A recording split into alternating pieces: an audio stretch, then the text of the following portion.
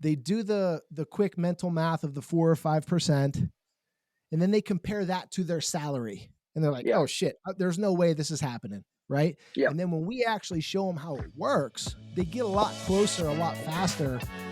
You're listening to Advised with Rick Lucchini. So we're back with our second virtual podcast in our new framework. And we've got my new best friend from LinkedIn, Hamilton Brandenburg, the Nomad Financial Advisor. Hamilton, why don't you just tell us who you are, what you do, and then we'll get into the meat of it. All right, that's awesome. Yeah, the Nomad Financial Advisor. I like that. I might have to rebrand my company. Right now, we're just boring Brandenburg Financial Services, but Yeah. we are a small independent financial planning firm that focuses on people who are right at that stage of transition of going from, the kids have left, mom and dad are still around, but now we're making that big leap into retirement, and we're facing Yeah. all these big questions around how to start drawing down our spending, all that kind of fun stuff. So we're really a retirement distribution focused firm, and we work virtually. Obviously, you mentioned me being a nomad. I've been traveling full time in my RV for about 18 months now with my wife and 4 kids. And we have clients all over the U.S., as mostly on the East Coast, but up in Ohio. We have a lot of clients down in Florida. And so the virtual thing really works for the folks who we're working with, and it's created a really fun career. Yeah, and that's awesome, and God bless you with 4 kids. I don't I have 3, and it's difficult in a 4,000 square foot house. I don't know about what you guys are doing, but it's awesome. It's inspirational, and it does show that you can do things like that in the world that we live in now, and run a high-end financial planning practice the way you do, completely virtually, whether that is from your basement, whether that's in a fifth wheel traveling the country with your family like you guys do, or whether it's, snowbirding and working a few months in Florida and coming back. Like, you can do things like that, just not just in our industry, but a lot of them. I think you just have to get creative, and you have to have the guts to do it. So Yeah, I was saying it's pretty impressive to me. When I started doing this, we all have these kind of like limiting beliefs or head trash about like, oh my God, are people going to think that like, is yeah, anyone going to want to work with me if they know I travel full time? Is that going to be too yeah, lavish? Like, oh, my advisor leaves and he's gone all the time, and or if you're focused on retirees, like, are they going to actually be comfortable working over Zoom? And my first few months working virtually, I onboarded like an 82-year-old client over Zoom. I was in upstate New York and she was in Florida, and she was like, "That's fine with me. I Zoom with my therapist." So I think we sometimes sell ourselves short on like yeah, the yeah. Well, octogenarians and their ability to and desire to use technology when it matters. They're a lot of the times very capable and competent of it, and yeah, they love it. yeah, I agree. And it gives you a lot of flexibility in what you can do, who you work with.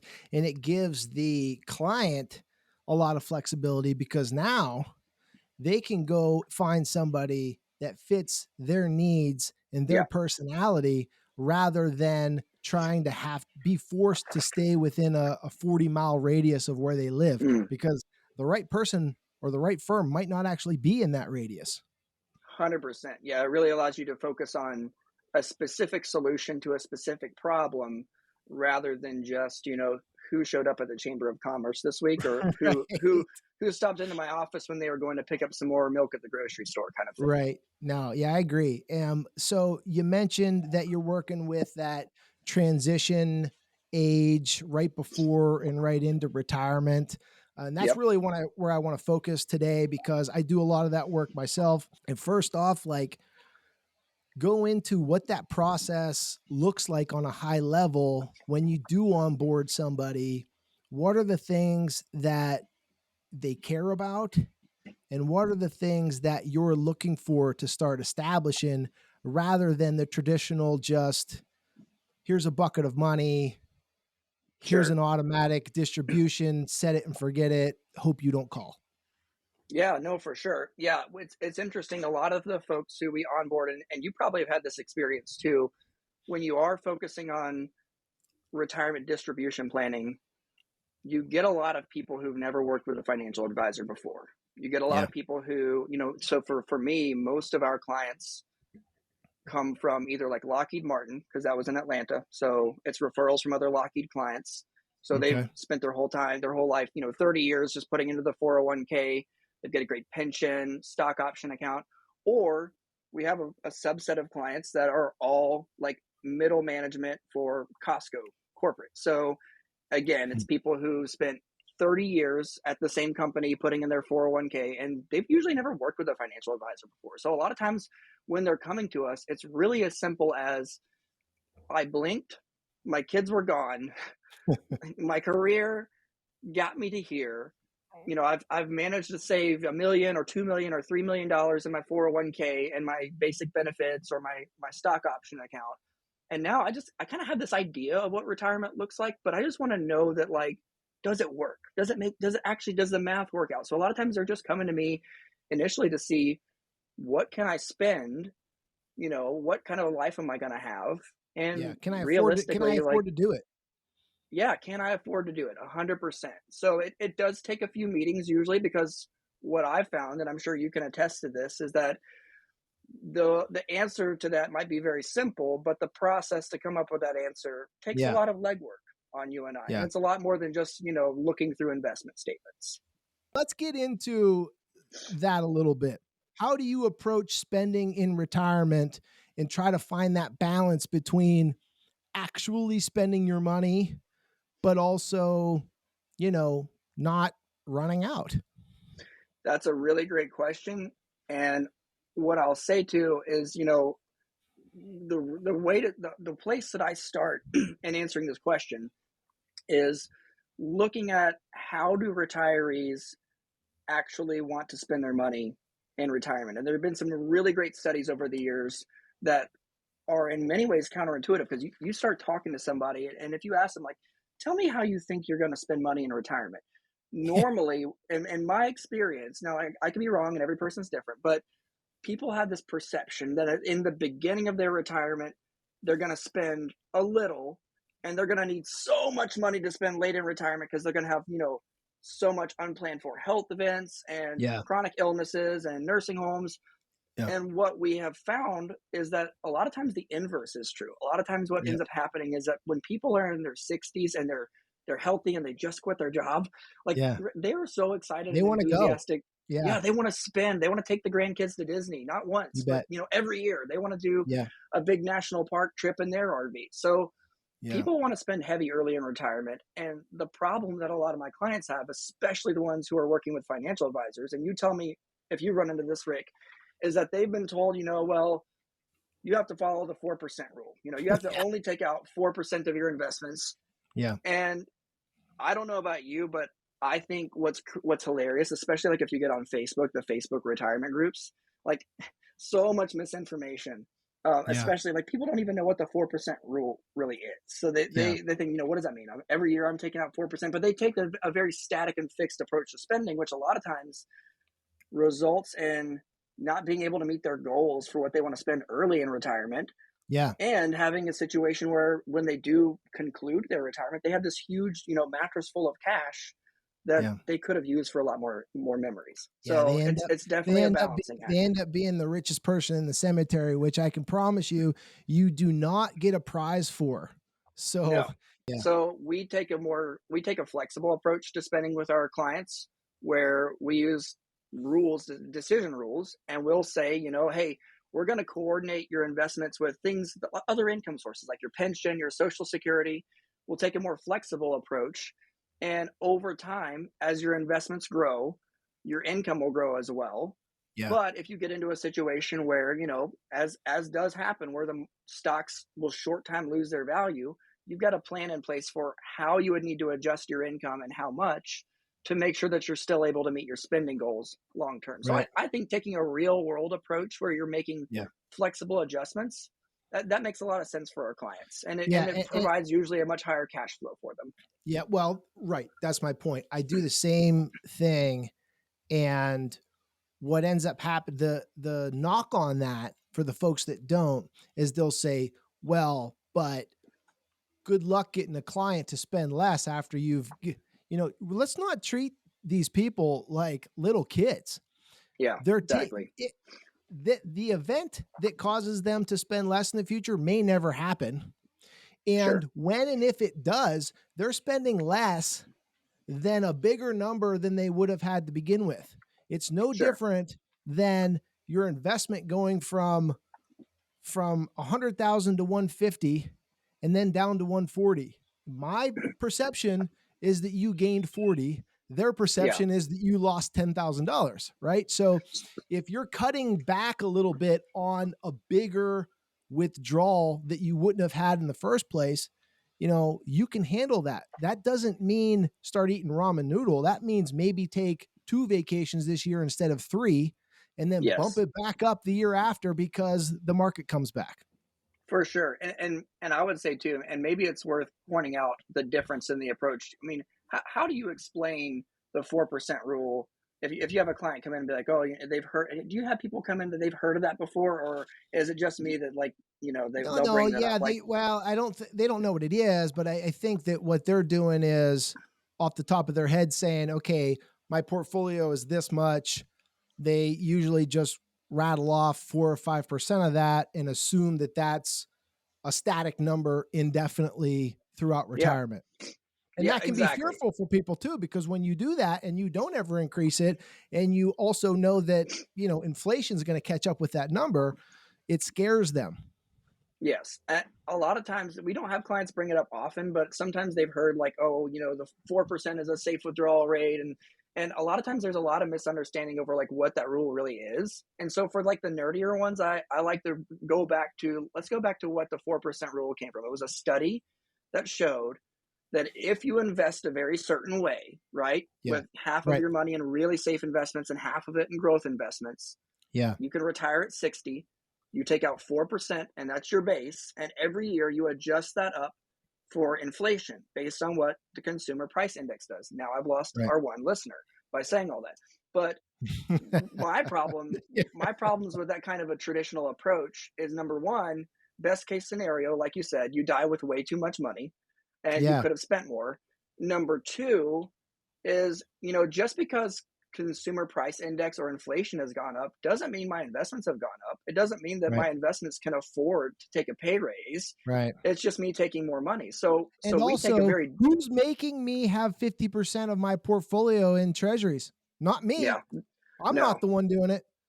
no, 100%. Yeah. And a lot of times people following that 4% rule, they're not investing that way. They're maybe Right. 100% in stocks or Yeah. 10% in stocks, right? Yeah. So there's a lot of pick and choose that happenings, and that's another reason why we don't use that approach. We take an approach where we are flexible. We usually will take out a higher amount initially for their Yeah. initial withdrawals, but we just talk to the clients like, hey, we need to make a deal with ourselves that we're not going to take a pay raise until our investments have earned a pay raise, right? Yeah. And if we're taking a higher amount now, we just need to have a deal that if we are in a situation where our investments have lost a lot of money, and I'm talking like a third of your nest egg, we Yeah. might need to cut back by 5 or 6% a month on our income. But history would show you that that kind of approach works really well for a retiree who's retiring in the 70s, right? In the time Yeah. of high inflation, high taxes, a Yeah. flat stock market that doesn't move for 4 years. If it works Yeah. then I feel really confident in today going forward that people can afford to be more flexible with their cash flow. Yeah. No, I agree. And just to throw it out, the term for that approach that we both use is guardrails. So if you're listening to this and that sounds interesting to you, that's the thing you Google, or that's the thing you ask about, is guardrails approach. And there's a lot more that goes into it with cash flow planning and everything else to actually find out, is that number going to work? Because Yeah, you said the first thing they want to know is, can I even afford to do this? Well, yeah. the way to find that out is to do cash flow planning. How do you handle cash flow planning if you have somebody who's getting ready to retire and they've got $1 million 401k and they're coming to you saying, and you're saying, hey, I think you could pull out 50 grand or 40 grand or 60 Well, grand a year out I for don't even income. care about, I don't care about how much they have first, Yeah. because what we're going to do is find out, obviously, again, within reason of assumptions, what they're going to spend, and then Yeah. work backwards and say, yes, you can afford it. No, you can't. Or we're right in that middle ground where you have to decide how much risk you want to assume, or which Yeah. one of these things you want to cross off the list in 11 years if we have to do a cutback. Yeah. But the first thing is, what are you spending now? Really, not like a question, but actually an itemized list of what you're spending. Yeah. Which one of those things are going to dramatically increase or decrease? So, yes, the mortgage will be paid off, whatever, like literally build it all out, Yeah. and then spend some time daydreaming saying, you know, you're not doing it now, but when you retire, what are those things you're going to do? Are you going to take the grandkids to Disney? I'm in Pennsylvania. I have a lot of Yeah. clients that snowbird to Florida, and the ones that don't, I model it out, because as soon as they retire, they change their mind and they're going to, right? So what's Yes. that going to cost? Inflate it. Are you going to do it till you're 90, or are you going to do it till you're 86? Put all that stuff in. And yes, every single year after that, replace an assumption with a fact, and that gets us closer to the truth. But you've got to start somewhere. So the first thing I want to do is figure out what they're actually going to spend in a perfect Yeah. scenario to be happy, then work backwards and do the math to say, yes, you can afford it. No, you can't. Yeah. Now, where are the decisions? No, you can't, but you still want to retire. Okay, let's start crossing stuff off the list that we're not willing to do. Or, yes, you can, but it's close enough that Mm. a couple of these things might have to take a step back, like you said, if we hit that bottom guardrail for a year or two in the future. For sure, for sure. And I think too, people there, I don't know about you, but I feel like I meet two different people over and over again in that first year of retirement. The first client I meet is the one who, when 40 or 50 hours frees up on their schedule, they spend 40 or 50 hours worth of Amazon purchases and traveling and eating out. And I don't judge Yeah. them for that. I No, I it's great. love that. I'm like, you know what? Spend your money, go out, have fun, do the things that are rewarding and satisfying. So a lot of times we'll see people making 100, 120,000 a year, who've got a couple million saved over a long career, and their spending in retirement is on par or higher than what their income Yeah. was while they were working. And Yeah. so you've got those folks, and then you have the other kind who, retires with $3 million and they sit at home asking, hey, can I afford to spend $5,000 to have my kitchen redone? Yeah. And you're almost begging them, like, if you don't start taking out some money out of this account, like, I don't know that Yeah. I can justify this Yeah. relationship And that much. and Like, spend your money. both of those go to money mindset, and it's learned behavior, some of Yeah. it from past experiences that went either good or bad, some of it from their parents, whether it was based on reality or a bad decision. Like, all of that comes and can all be changed over time, but not overnight, with Yep. continued education and, showing you, yes, you can, not just saying it on a phone call, but literally showing you on the screen. Yes, you can. Here's proof. This is what these numbers mean. Yep. And in outside, here's some outlier scenarios that could happen that change that, just so we're Sure. all clear. And that doesn't happen overnight when you've been a saver for 30 or 40 years, and now all of a sudden you go to spend it and you actually see the amounts go down. Yeah. If you don't know what that means and how it translates to the rest of your life, you're fearful, and so you just don't spend it. And that's why all these people are dying with a ton of money, because Sure. it's not because they didn't want to do things, it's because they were fearful to do things and nobody empowered them to Yeah. spend it the right way. There wasn't anybody who felt comfortable and qualified to give them permission to live their lives the way they wanted That's to, right. and to say, you know what, take that trip, spend that money. I think there's a lot of misinformation out there, and there are also a lot of financial advisors who are more than happy to take that $2 million account, throw it in a model at 1%, charge the fee, And if the client doesn't want to take out any money, they're like, oh, well, I'm still Yeah. managing your Hey, money for you. 1% of And to me, 1% of 4 million is a lot more than 1% of 2 million. So let's let her grow. yeah, yeah, exactly. So, and I think to me that's just a huge missed opportunity of, Yeah. our real job is just to help people get clear about what they want out of life and help make sure that they get what they want out of life. That's really all it Yeah. comes down to. Everything else you and I do, a client can do for themselves if they spend enough time researching. That's right. It's really about they want to delegate, they want somebody to monitor and manage their investments for them. They want someone staying on top of tax law changes so Yeah. that they don't have to. And that way they are able to start spending and live their life. But taking that big transition and getting the confidence to go from putting money in with every paycheck to taking money out for my paycheck, Yeah. it's a big mental hurdle. Yeah. And I can tell you too, some of the things that I see, I can tell when something hits with somebody because they're like surprised. And Yeah. and I think like you and I almost are numb to it because we're doing it all the time and Yeah. we're studying it and we're seeing it. And some of the simple things that shouldn't be taken for granted make a big impact. Something like, you talked about brought up cash flow planning. When you're planning your cash flow anytime, but especially in retirement, because you're going to take withdrawals, don't put your vacations and your snowbirds and your all that stuff in your monthly cash flow. That's not cash flow. Yeah. Because guess what? When you take your vacation in June, but you were trying to cash flow it to yourself, you only got 50% of that money. Yeah. Yeah. So For now you're sure. taking from the so you that's a withdrawal. That's a one-time withdrawal Yeah. versus your monthly cash flow. It seems simple, it seems silly, but those are the kind of things that really mess people up in their first couple of Sure. years of retirement because they're not used to it. Yes, exactly. When you retire, I do. This is kind of a cheesy analogy, and I'll keep making it because it makes sense in my head. But it's like when you retire, it's almost like when you think about your investments and your spending, it's almost like you're getting on a roller coaster, but you don't know at what point you're entering it, right? You don't Mhm. know if you're getting on you know that it's going to work out long term. You know that if you stay buckled Yeah. up and you keep on the track, you're going to be fine. But you might be entering the roller coaster at the top of the loop de loop upside down, or you Yeah. might be entering it at the beginning of the ride.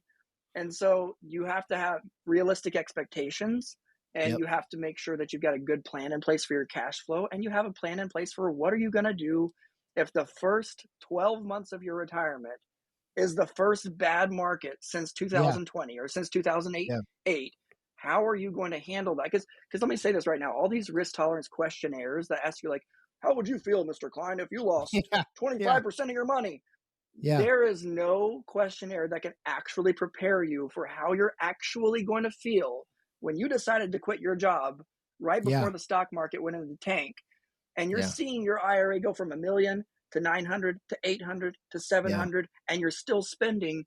You have to have a plan in place that says how much is too much, Yep. what do I do, when do I do it, and give yourself that confidence. Because if you're not, it's like the people who are like, oh, if an emergency happens, I'm sure, when mom or dad dies or they get sick, then I'll call the attorney that I don't have, right, to help with probate. Like, Yeah. it's I'll we're worry going to about it become. when well, that's something that we see in Yeah, our industry a lot is yeah, I will worry about it when I feel pain. yeah. Or And even more self delusional is like, I will become a rock star at handling crisis when crisis appears. Now, I'm not a rock star now, but I will right. be a rock star. I'm going to be Yeah. freaking Thor. I'm going to be like the Yeah. mighty Thor, just swinging my hammer, right? When crisis happens, based on preparation that I haven't done today. Yeah. How are you going to handle it? And do you have the confidence that you can get through that? And part of that is our job. Here's what Yeah, happens if the market goes down. Let's stress test this portfolio with withdrawals, sure. and what does it look like? And also something that I see a lot of like stunned faces, and it just seems obvious to me, but I want to bring up is, and not get too technical, but you don't have to take equal amounts or proportionate amounts, I should say, from every account. Like everybody No. wants this, like all of them proportionately stay the same for the rest of their life. There's a lot of scenarios where I drain an account in your first 3 years Yep. because, I know it's in different places in Pennsylvania. We've got a really good health insurance marketplace specific for Pennsylvanians. Mm, And you should see the shock on their face when these people come in. I'd love to retire at 62, but health insurance is going to cost us. It's not. Let me yeah. show you how. And all you need to do is manipulate your income in a way that you can get these tax credits for your health insurance. Yep. That might mean not touching your IRA for a few years and Hmm. draining down some of your other accounts.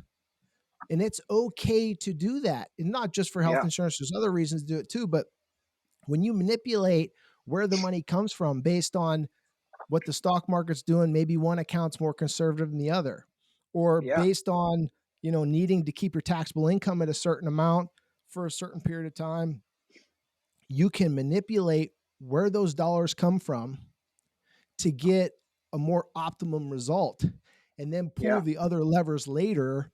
And it's just something that for some reason, it just the same reason why like a saver doesn't want to spend. They like to see all those, well, I couldn't possibly take that much money out of that one account.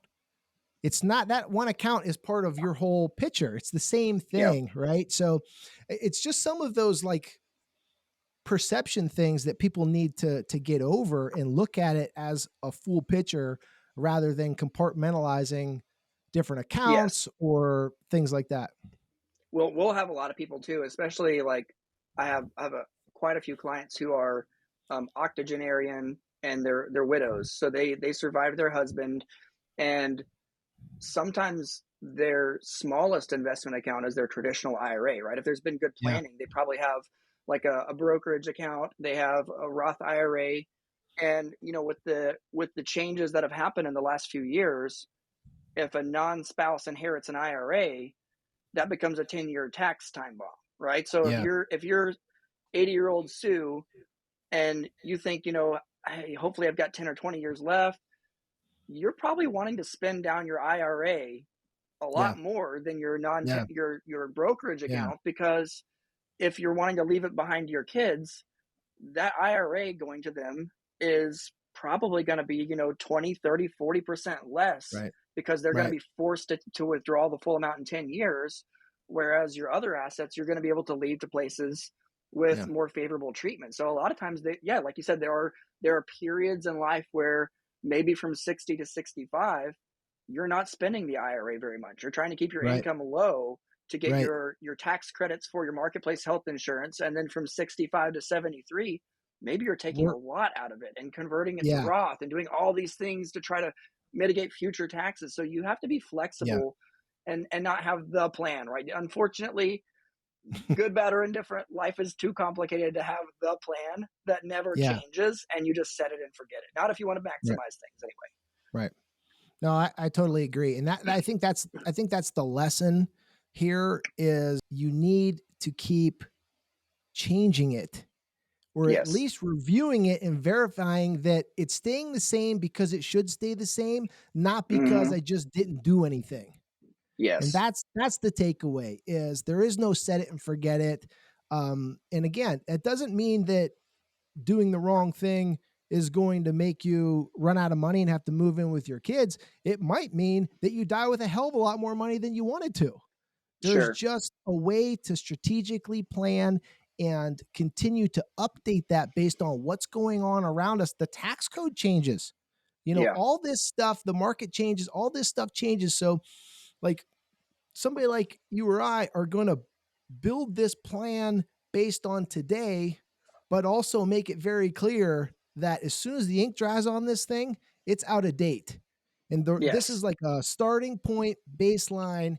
And the real value is the ongoing changes to keep up with what you're doing in your life, what's going on in the world, all that sort of Yep. stuff. Same thing. Like we're going to do our best to try to pull out of you how you're going to spend money in retirement. But guess what?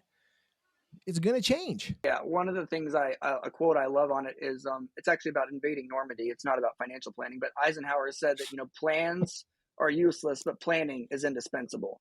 Yeah, that's it. And yeah, the more we put forecasts and we predict and we model out what the future is going to look like, the more wrong we are.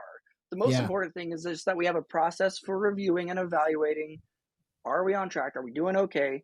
And what tweaks do we need to make today? And really just focus on controlling what we can control. So on that note, I was looking forward to this conversation. I want to ask you, and I hope I don't steal too much from your direction you're taking this, but tell me, like, of your work in retirement distribution planning and working with people, what are some things that you think surprise people who are getting ready to retire, and you start going over what that might look like for them? Do you find areas that they're surprised at, or where you Yeah. get like a Yeah. lot of just like big eye I think, moments? yeah, well, if it's pre-65, the health insurance is a big eye moment. I mean, Yeah. that and if you're interested in that and we're coming up on a half an hour, if you're actually still listening to this, subscribe or follow, because I actually have some specific ones about Pennsylvania penny insurance and stuff like that coming up. But that's a big one. I'll tell you another one that is like, oh yeah, is converting in their mind what their salary is to what they actually need to spend. Yeah. Start taking away your percentage for your 401k contribution and state and local tax and social Hmm. security and Medicare tax Yep. and all this other stuff. And all of a sudden, what you tell people you make and what you actually get deposited into your bank account and need to spend are two very, very different numbers. So when So true. I show you what withdrawals we need to take out of your portfolio in the first year, and you're like, that's not enough. It is, because your salary isn't anywhere near what you're actually netting. And it seems obvious Yes. when I say it like that, and they're like, oh yeah, but just do the math and start. I mean, it's like, for most average people, and your federal tax rate will be lower too, likely. You're Sure. talking 30+% discount right there Sure. when you add For all those sure. things up. It's a moment where they start to get a little bit more comfortable, like, oh yeah, because before they come in, they do the quick mental math of the 4 or 5%, and then they compare that to their salary, and they're like, Yeah. oh shit, there's no way this is happening, right? Yeah. And then when we actually show them how it works, Yeah. and then start drawing double social security and all this other stuff, they get a lot closer, a lot faster, and their dollar Yeah. goes further when you show them that. I think too, one thing that I've noticed, and I think you and I've talked about this offline before, is though when people make that transition from, I've never really worried about taxes because they were just withheld from my paycheck and they were always right, and I always get a refund. And Yeah. now I have this big, huge traditional IRA that every distribution is taxable as ordinary income. Oh, and by the way, those taxes affect my medical insurance premiums, even post 65. You have income adjustments for your Medicare's Part B and D That's based right. off of your adjusted gross income. So And how much your social security is taxed and all the things. Yeah. yeah, yeah. So I would say there's a big surprise when you start looking through cash flow, and we try to be careful not to overwhelm our clients because we don't want to create a lot more frustration and uncertainty, Yeah. but a lot of planning does need to go into income tax reduction and retirement, because Yep. it's like, if you just leave it alone, it's like, a I don't know, putting a floaty out on a lake, right? It's just going to blow away in the wind. It's going to get out of control. Like, you're going to be, Yeah. if you don't do any kind of tax planning, you're probably going to have a pretty unfavorable tax situation, Yep. because the chances of getting 100% of everything right are pretty low. Like, there's enough missteps that you need to have a good forward looking tax plan, even if it's not perfect, even if it might change. You need to have some kind of idea for, how do we handle Social Security taxation, Medicare Part B premiums? How do we handle, this big IRA where once we get in our 70s and 80s, we're going to have to take mandatory distributions out of that account. And those distributions could be higher than what I need to live off of. So what They are some are things that I can do often. in my 60s? If you did Yeah, nothing on that example, I print out like, do nothing, like the current plan versus the proposed plan, do nothing, and print out a cash flow statement of the next 30 years and show your client yeah, that has a big IRA And the first thing they're going to do is, what the hell is that? Yeah. This, because Yeah. all of a sudden, like everything's normal. All of a sudden there's this big, huge, oftentimes 6-figure taxable Yeah. distribution that comes out. Well, let me see. You're 73. That's called required minimum distribution, right? I Yeah. mean, Yeah. they don't get it, because it's not really explained up front what that means. And And I was going to say, go ahead. and unfortunately, like a lot of firms are not really talking about taxes in Yeah. retirement, especially, and I don't mean to be negative at all, but a lot of bigger national firms, for totally understandable reasons, if you have 20,000 employees, you have a lot of Yeah. liability to cover, right? Especially if Yeah. you're not doing a lot of in-depth training. Um, I understand that. However, I think a lot of times the end result is that the retiree, the middle American who is just working hard and trying to fund their dreams, a lot of times they're left holding the bag because their investment professional is having zero conversations with them about the tax implications of investment decisions. And their Yeah. CPA, and this is not a rip on CPAs, but their CPA is living in the range of 3 years. They're thinking last year's taxes, this year's Yeah. taxes, next year's taxes. Yeah. Nobody's thinking or even having a conversation with the client about what do you need to be doing between 62 and 72, so that way when you're 82, you're not Yeah. way overpaying on taxes and you can Yeah. lower your lifetime tax bill. Nobody's really having that conversation. Yeah. At least not many are. And I think that's a huge No. disservice that's happening in Yeah, the you're retirement right. side now. And what you're, I mean, there's a lot of other things that go into it, but the big one that you're referring to there is Roth conversions. And that's another Sure. big eyeball moment when I show somebody, hey, this is what I'd like to do between 65 and 72. Here's why. Didn't know you could do that. Never heard of it. Like it's something that is almost ad nauseum. People like us are talking about. We keep beating this up like this is the Yeah. new cool thing. But then I have regular middle class person comes in tomorrow. They never heard of it in their life, and they're like, "Oh, that actually makes sense to me." So how do you explain Roth conversions to somebody who has made their living doing other things in finance, doesn't give a crap about investments, but you're working with them on their retirement planning? How would you walk a listener through what a Roth conversion is and what is that? Why would you even do that? Well, it would be easier with a Sharpie and a piece of paper because that's Always. really what I do is I draw circles like buckets and show like transfer this over here, pay the Yep. tax in the middle, drops it over here. But essentially, in short, what happens is, and what we're referring to is your IRA likely is going to keep growing because you're going to spend less than its growth in the early years if you have other accounts. When you turn 73, the IRS is going to require you to take out a required minimum distribution of what is a much bigger number likely than Mm. it is today. And Yes. so that creates a tax burden. And what the Roth conversion strategy, simply put, is we start taking dollars out of that IRA, transfer it into a Roth, pay the tax on it to keep you under a certain tax bracket. So that's why, again, every year it's different, right? This year you did that extra vacation and we had to spend more money. So the Roth conversion amount's smaller because we're only going to take out enough to keep you under a certain bracket. For everybody that's Sure. different, depends on, what the money was put in. But we're going to Sure. start paying the tax on that money at a lower rate now, so that when you are 73, that required minimum distribution is much smaller, and all the growth that we're getting and the transfer to your kids is now all in a Roth and it's tax free. And And some of the questions that we get too, and we try to remind clients, like a Roth conversion, like you pointed out, it adds to your taxable income today. So it's a yeah, way of paying your taxes sooner rather than paying more of them. yeah, And the other thing that we remind people is like how much you convert. There's not a limit on how much you can convert, right? It's not right. like the contributions where like, oh, I'm stuck at 8,000 a year that no, it's No, your contributions and your conversions are totally separate. yep, So it's kind of like the IRS's way of saying, hey, if you want to go ahead and pay us taxes on extra income right do now, it.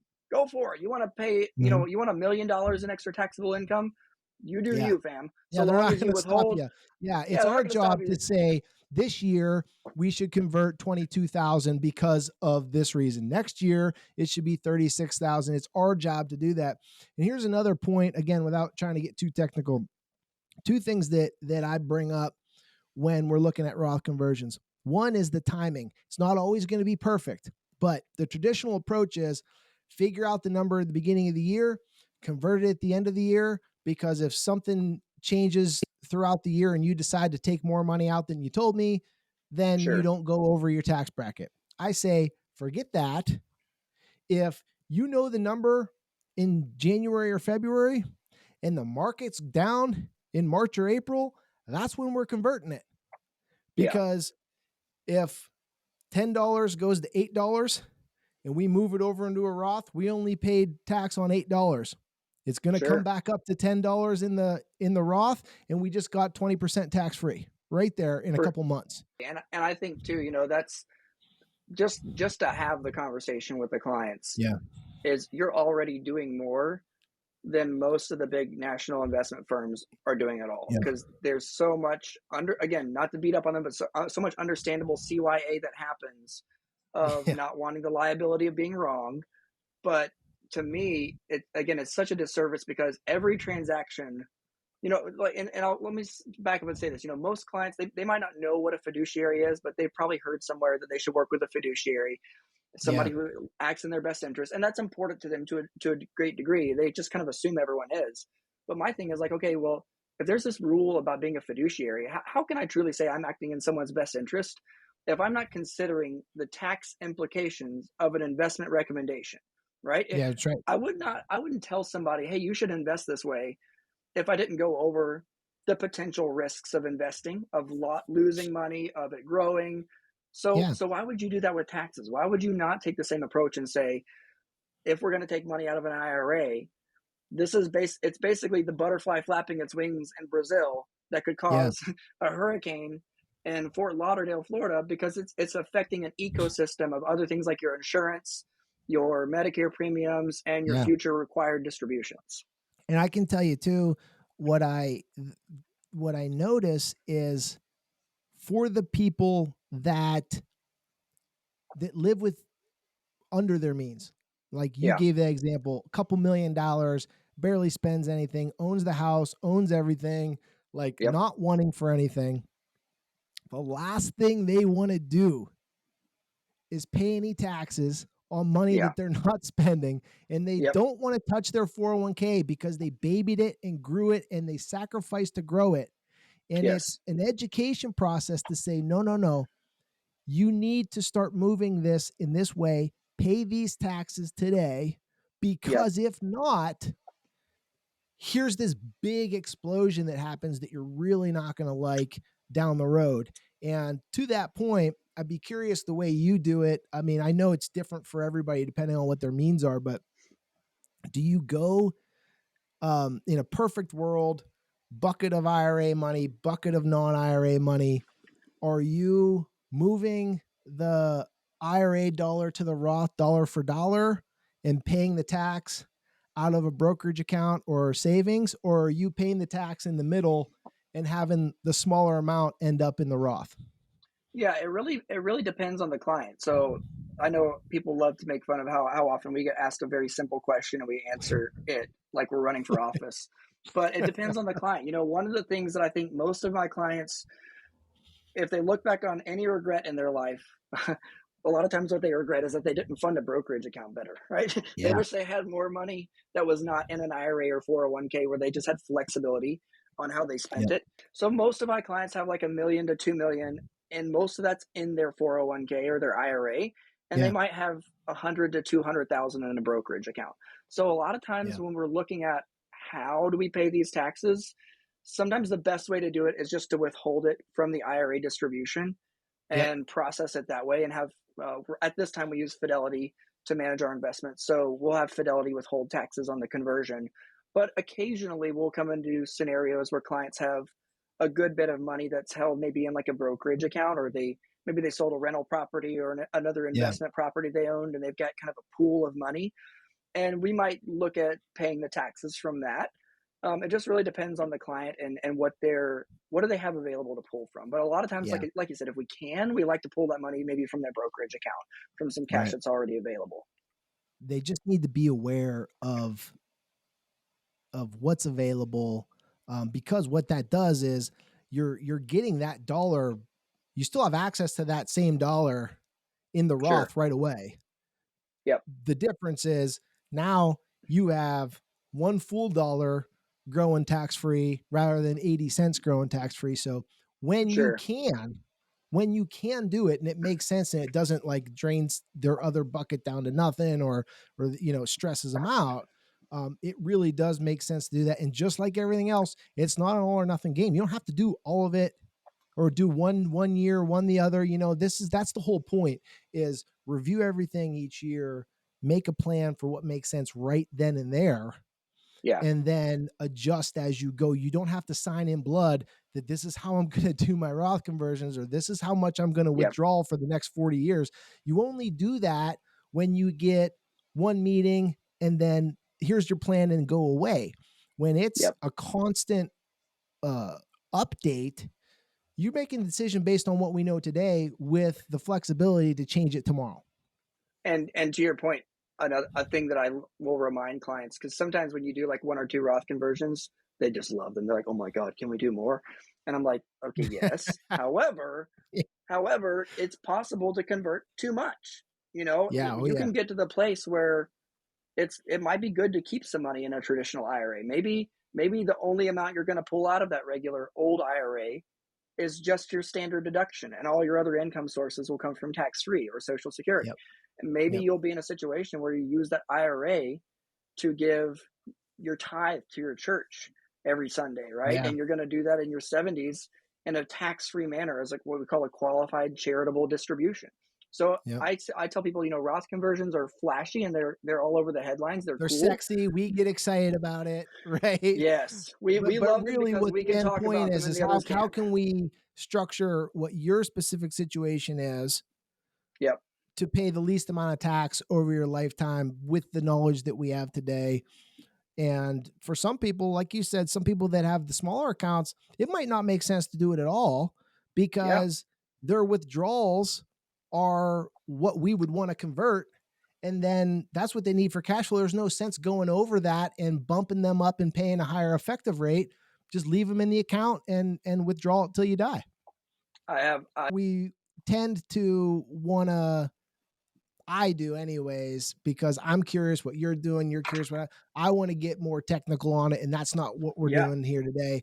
So we can save that X's and O's stuff for another one. And I think we Sure. should do that. But let's just wrap it there and say, tell us what the key takeaway, if you could just, I just really wish people got it. What's the key takeaway? And then tell them how to find you. I would say retirement. One of the big takeaways is it's not going to be like you thought it would be. It's going, for better or for worse. Your retirement is probably going to look very differently from how you envision it. Hopefully for the better. Yeah. And so going into it, it's good to go ahead and make up your mind that you're going to start planning for contingencies. Don't assume that when a crisis happens that you're going to turn into a superhero and all of a sudden be really comfortable and competent handling it. But Yeah. just honestly, 80% of the battle's just showing up. Just show Yeah. up, have a plan in place, make sure you cover your bases, cross your T's, dot your I's. And if you enjoy reading, the ramblings of somebody who cares a lot about retirement distribution, they can check out our website at brandenburgfs.com, and we occasionally will post newsletters and blog posts and stuff there and retirement resources, because that's something we're passionate about educating people on. And maybe he'll be rolling into a town near you and That's right. Yeah, in his fifth wheel any day now. that's right. Yeah, The road show of Hamilton we Brandenburg. haven't No, I quite love gone it. with wrapping the RV or anything, so we don't have any wrap on it Yeah, yet. Brandenburg yeah, Financial wrap, none of that. yeah. Nomad Financial TM. Yeah, I'll take a cut of that. No, I I think like that's a it. good place to stop there. I appreciate you being on, and I want to do this again because we've got a lot of different places we can go. We can go Yeah, high view, we can go technical, and I'd love to have you back. I love it. Well, thank you so much. All right, buddy.